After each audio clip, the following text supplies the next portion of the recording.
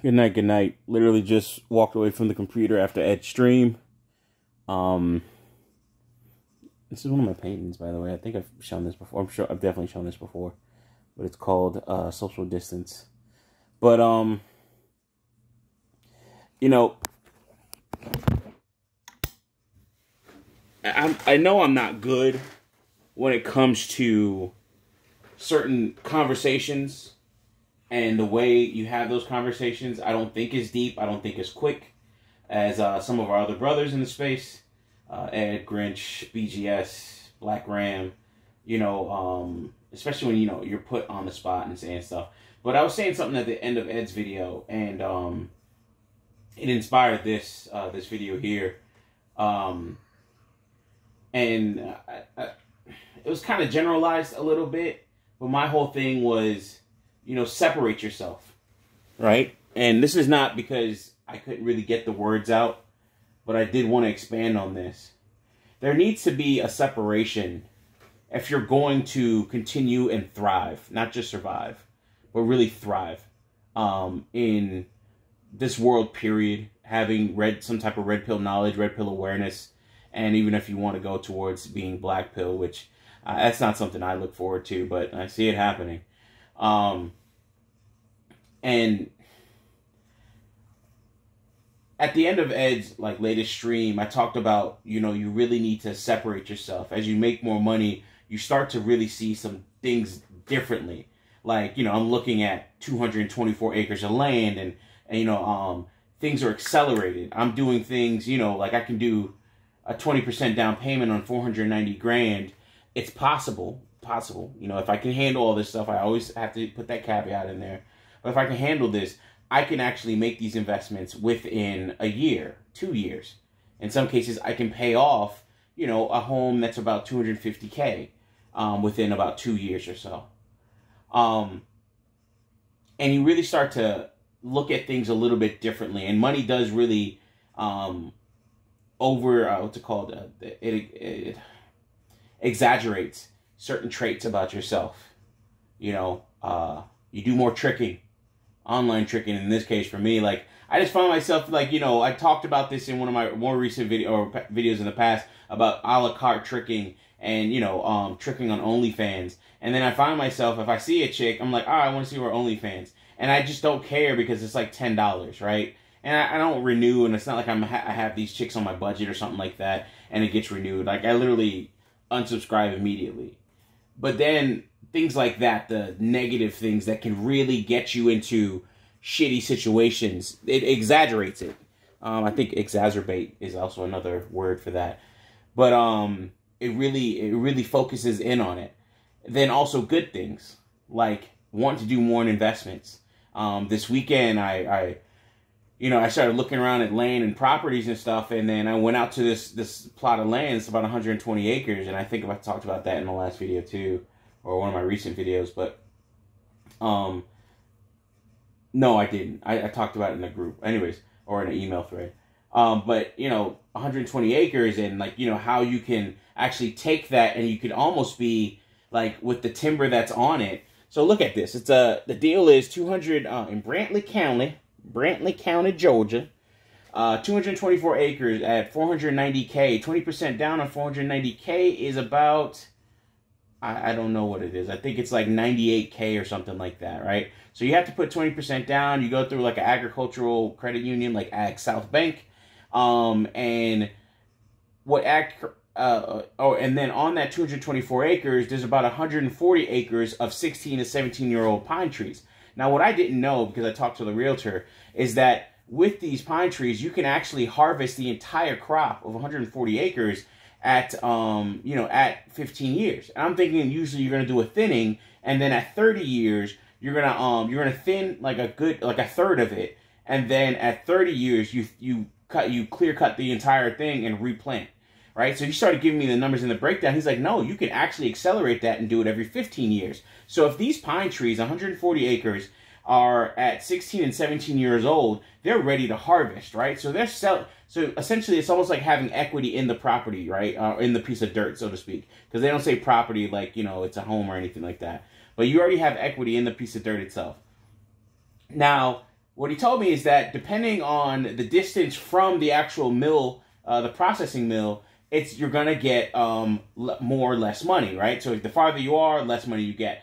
In this case, at 140 acres, that's 3,500 an acre. That works out to be, I think, 378 grand. So 490, you're like, the property's 490, minus 20% that you're gonna put down, then minus 378 in terms of timber that you have on there. Now the 378, that's also accounting for $300 per acre of reseeding and replanting all of that timber, right? So as soon as they clear cut it, you're going to have somebody come in behind it and replant it immediately, right?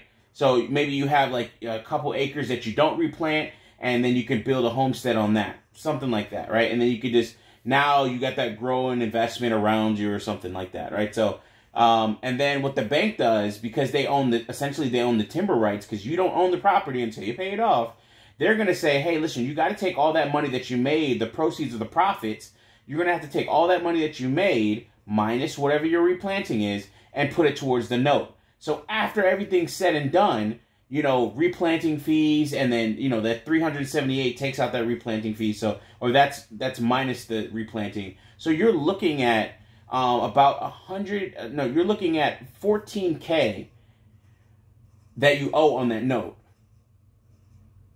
But you're not thinking about shit like that when you're not making enough money, when you're not separating yourself from, the greater black society, so to speak, and the greater black societal thought, the zeitgeist, things like that. So you're not thinking about stuff like that for most people. Like myself, I wasn't thinking about that. Like, you just think about cars, and it's like, okay, when you can get the car and pay it off for like in 6 months, it's like, it's not that big a deal, because it's like kind of easy to do. Then you start talking about some other shit, like, this is where people start getting into boats and yachts and all types of other stuff, because they just have so much money. So I start to understand it. But now I'm looking at building a portfolio going into my retirement, along with my retirement and investing accounts. But going into retirement, having a portfolio of at least where I'm feeling safe at, so to speak, because I really don't want to get into real estate like with a house. But having maybe at least max 2 properties, 2 homes, beside my like 2 investment properties. So beside where I actually live, I would have 2 investment properties, rent those out, pay those off, hopefully really take a lot less time to be cash positive, really set myself up, start to buy actual acreage, like 100+ acres of land, and plant that up in various areas. Hopefully you can keep them close. And you could do all types of other stuff like family come out, recreational, hunting. You can lease those out to friends, family, and stuff like that. I'm really trying to make a lot more connections in my area. So, talking with my personal trainer, and then talking with him a little bit more. He actually works for the county or the city. So I'm trying to really not use him per se, but it's another connection. My cleaning lady, talk with her and all the other recommendations that she may have in terms of people, because she will give you the information if you ask her, right? So she's really cool about that. But the point of all this is, when you start to really make more money, and I've told you guys about the cash that I'm looking at, or what I'm the barrel that I'm looking down, or the scope that I'm looking out of, the lens that I'm looking out of, you really start to see things differently. You really start to see not how trivial, like, you don't want to get into some of these arguments, because you really start to see how it flattens you or brings you down a couple rungs in the community, and how the black society or black culture as it is right now really is just, it's leveled. It's flat, right? Dr. T.S. Johnson talks about flattening your blackness, right? Like, and really it's just like, boom, everybody's on the same level. Everybody's the same. Everybody meets the stereotype. Think about, like, I work in tech, and I can't really use that. I work in tech, but then you still see some guys where, outside of, or like people who would work in banking, or high-end car sales or something like that, where they're making good money, and then they still want to, you know, after hours, they want to have the gold chain. They want to be in the parties. They always want to be in the action. They don't want to act their station, so to speak. You could be a 92 Masters of the Universe person where you're making all types of money, and somehow, some way, you still want to be in ratchet activities. And like, that really fucked with me when BGS said that, and I reached out to him about it, and he's like, what did I say? And I was like, yeah, man, there's like, he's like, yeah, there's always something. And I'm like, yo, BGS, man, I make X, Y, and Z dollars, and it's crazy because I still want to be in the strip clubs. Like, why do I want to be in the golf club, like the country club and shit like that? And I'm kind of it kind of hit my mind to actually probably do this, but get a membership to the local country club that's over in the next town over. And be in these circles, so to speak. Because it's really different. I was talking to a former coworker the other day, and I was like, listen, man, if you want these engineering jobs, it's a totally different world. And I said, listen, man, I don't think you're really ready for it. You know, because there's a different level of decorum, a different level of speech patterns, behavior, really, that you have to have when you're working in your higher end engineering white collar. You know, like, these guys talk differently. They act differently. And in some cases, you'll be surprised how they act exactly the same. But really what I've seen a lot of times in these spaces is that you have to be careful of the subtle or the nuanced movements and behavior patterns of a person that likes you, doesn't like you, really is gunning for you or fighting with you, you know, gunning for you or fighting for you. You can really get caught up if you don't know how to code switch, if you don't know how to call these things out, if you don't know how to make connections and have the right conversations, and also be, aware of people's behavioral patterns and how to switch up how you talk to certain people. You know, talking with my, essentially, higher up on a team, I talk to him and I push back.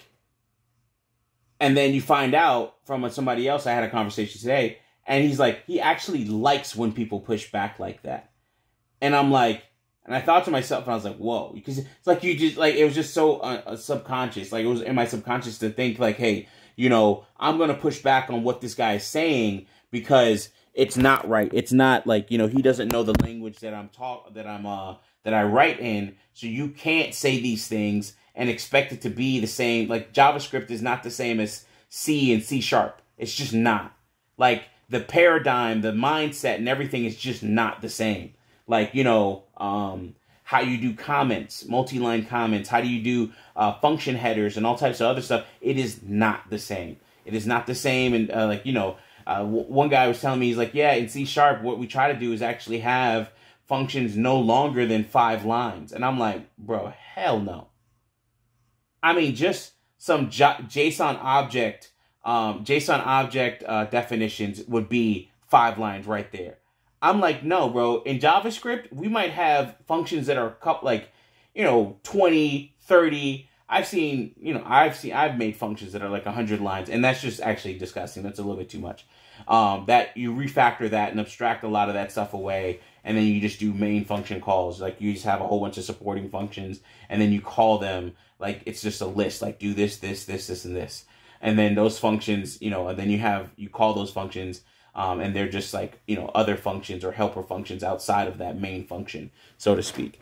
But, I'm making a style guide, and I'm like, listen, you only do like 30 lines, and if you have like 30 lines in, your merge or your main or your release branch. So when you get into these different levels, you talk differently. One guy, he's very, very smart. But when I'm talking to him, it's like, I have to cut a piece off of myself and my personality where I do a lot of small talk. This guy does not do small talk. And it's not like he's going to be nice about it or he's going to be mean about, hey, listen, what's the problem here? But he is a little bit more direct. Not aggressively, but he's more direct. So he's a high-functioning individual when it comes to coding, and he doesn't really do small talk. Now, if you start talking to him about video game design, programming, or some of his open source projects, he goes crazy. He goes off. If you start talking about testing and all this other stuff, he goes off. So, you have these things, but you have to notice these things. And the thing is, like, when you're flattened in your own community, you think that you always just talk the same way to everybody, and you do not, is the point I'm making here. You do not talk the same way to everybody. You need to go to sleep, dear. Like, lay down. Nobody's going to pet you just because you hear me talking. But, this dog wants me to make up for, like, me not being with her this whole weekend, I guess, in petting. But she's going to, like, knock out in a second, be under my bed. But, that's kind of one of the bigger things here, especially as I'm going in this conversation or going on in this conversation. But, the flattening of blackness is really sad because a lot of people will get up to these higher levels, see a black person, and talk to them the same way. And some black people, like, one of my coworkers, like, we could talk like that. But, some black people, you can do that with them, right? But even they know, hey, listen, man, when you get to this level, they know it's different. They're like, yo, I thought I was the only one that noticed it. But you really have to be that chameleon, so to speak, and blend in with, your group, right? Like you have to, you almost feel like somewhat of a double agent, I guess you could say. Like, it's not how I really feel, but that's the best way I can describe it. Is that it's like being like a double agent of some sort, where you're behind enemy lines, and it's not that hostile or anything, but you really just like there's some shit. They'll have you hiring your replacement type shit. It's kind of crazy, and call it, oh, you need help, and it's just like, okay, I need help, but.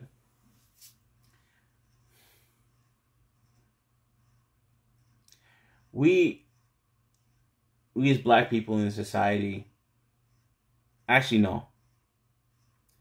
We as red pill aware, MGTOW, IBMOR, SYSBM, passport bros, we as black men that are cognizant of our environment and what we're in and what we're dealing with on a regular basis, where we can call out and see the low level of contempt of our women, where we can see the little, the nuanced passive aggressiveness of our white colleagues on jobs.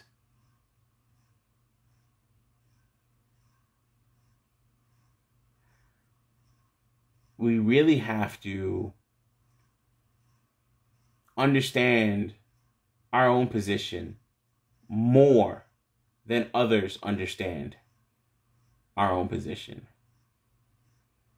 And I say that because even I don't fully comprehend, and I'm starting to get into it. I'm starting to see it, and I'm starting to really try to acclimate to it. And it may change sooner than later, but hopefully not. But we really need to separate ourselves. We really need to establish and show people that there is a hierarchy. There is a quote unquote difference between, me and you. We have to show that in our thought. Doesn't mean we have to be mean, but if, it doesn't mean we have to be mean. We don't communicate with other people, people that are economically lower than us, lifestyle-wise lower than us, mindset-wise lower than us. But we really have to separate ourselves and know that separation and know when you know, we're in a situation where we as black people can be flattened. And we have to fight that.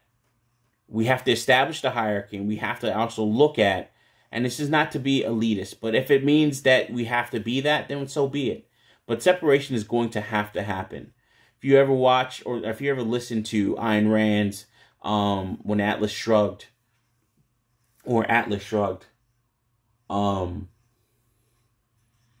there was a separation of the betters in the community. And I have to listen to that book again, but it's like 50 something hours, man. That thing is crazy. It's a 50, like, it was like, I'm thinking like a 50 something hour audiobook, but it was great because it really went in depth.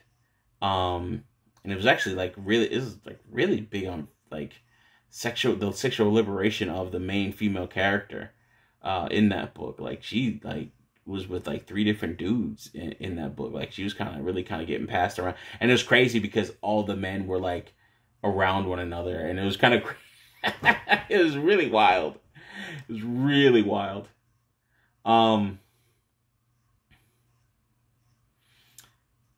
They separated themselves from the ones that did not want to be, like, one, they were selected because they were, quote unquote, better. They thought of themselves as better. They did things and achieved things that were better. And it wasn't just like the richest of them, but it was those that wanted to strive to do better, to learn more, to pick up and sharpen their skills. I mean, there was blue collar people, poorer people, and things like that, but they wanted to build something new. And then, of course, there were those that were the richest, but even all of the rich people could not actually, you know, be with, I forgot the guy's name, man. Oh man. Anyways, what seemed to be the first, the primary antagonist, which is kind of crazy. He used to make his own cigarettes or something like that. I forgot. Man, it's been a while since I listened to that book. But even that guy, even him, like, or sorry, even one of the richest guy who's like a metal worker and everything else like that, even it took him a while to come around, and he had to be courted and coaxed and pulled into the new movement.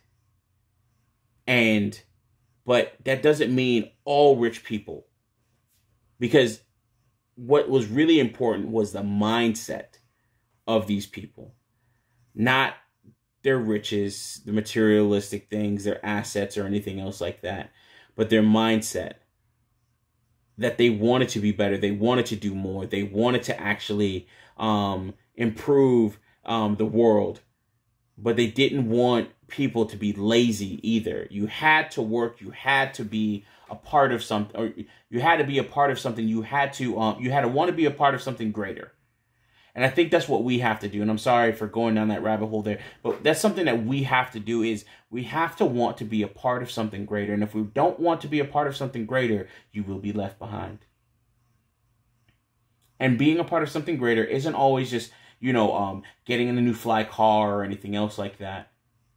But really, it's about wanting to do better, wanting to make sure that you're, wanting to do better, wanting to make sure that the things that you're doing will soften your later years, because it's just going to be hard for a lot of people. If my plans work out, it'd be great, but they may not. They may blow up in my face. But what are you doing to actually improve your lot in life? And you have to be very careful of people trying to flatten you along with the others that are around you. We have to separate. We can call it a succession or seceding from the black community, from the greater black community. And that is the only way that we can actually survive the oncoming onslaught or slaughter that's going to come in various economic waves, crime waves, social reform and change, and, the change of how people are talking. You can talk against passport bros all you want, but if you don't have enough money or enough vacation time to actually make that leap, then I don't know what to tell you. You're going to be shit out of luck. Anyways, with all that being said, I'm way past my bedtime, and I told myself since 9 o'clock tonight that I wouldn't do this, and now it's 12:50 something or whatever, and I gotta wake up at 3, but that's not gonna happen. So, but I want to get to the gym, so I'll probably get there maybe like 5 or 6 or something like that, and do a nice little walk or something. I don't know. We'll see. But with all that being said, thank you all. I appreciate you all for listening. Love you all. Do better. Separate yourself. Do not become one of the flattened people. Peace.